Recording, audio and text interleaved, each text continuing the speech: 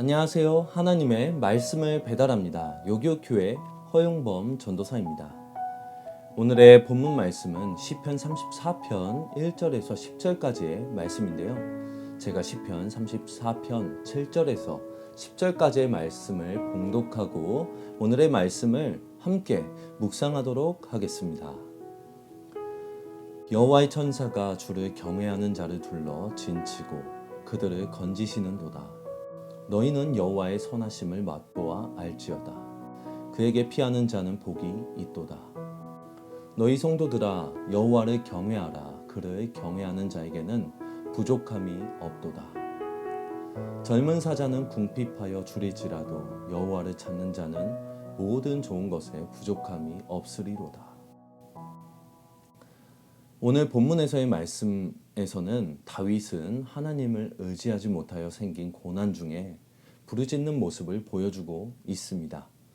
다윗의 고난은 참으로 심각했습니다. 사울에게 억울하게 쫓겼고 그 와중에 하나님께 피하지 않았습니다. 하지만 하나님께서는 그 선택을 결코 기뻐하지 않으시고 다윗이 완전히 하나님을 의지하기를 원하시고 그렇게 훈련하시는 장면을 볼 수 있습니다. 우리의 삶에서도 이와 비슷한 부분들이 있지 않습니까? 고난을 당하는 당시에는 어떻게 하나님께서 나에게 이렇게 냉정하실 수가 있지? 라고 말을 하지만 그 고난의 시간을 지나고 나면 하나님만을 온전히 의지하기를 원하셨던 하나님의 흔적을 발견하고는 합니다. 하나님을 의지함이 세상을 이겨내는 진정한 방법임을 오늘 말씀에서 하나님께서는 우리에게 말씀하고 계시고 있습니다. 우리가 살아가다 보면 악한 세상 속에서 신앙을 지키는 것이 얼마나 어려운지 그 어려움들은 자연스럽게 일어나는 일임을 성경은 오늘 이야기하고 있습니다.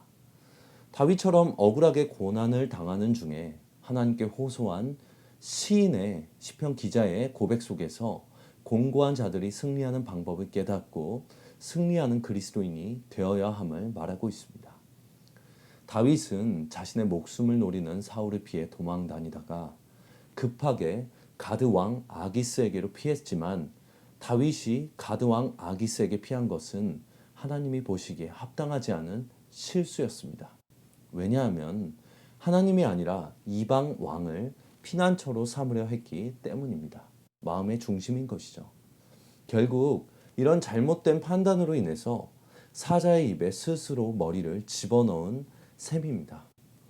그런 상황을 만든 다윗을 결국 사람들은 알아보게 됐습니다.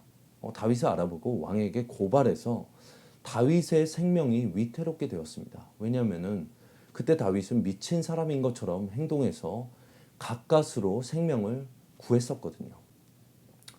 만일 그때 가드왕 아기스가 다윗을 먼저 알아보았다면 다윗은 생명을 부지하기 힘들었을 것입니다. 하나님의 도움으로 아기스의 눈을 가리셔서 다윗을 알아보지 못하게 하셨고 다윗을 진짜 미친 사람으로 여겨 쫓아내게 됐던 것입니다. 다윗은 그 사건으로 인하여 하나님만이 유일한 피난처임을 경험하게 됩니다. 사람들이 다윗을 고발하면서 경험하게 된 것이죠.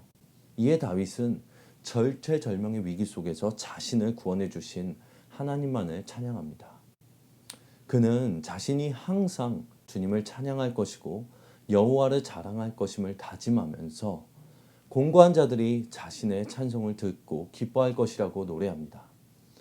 성도가 하나님의 은혜에 감사하며 부르는 찬송은 세상 속에서 고통받으며 살아가는 공고한 자들에게 기쁨이 됩니다.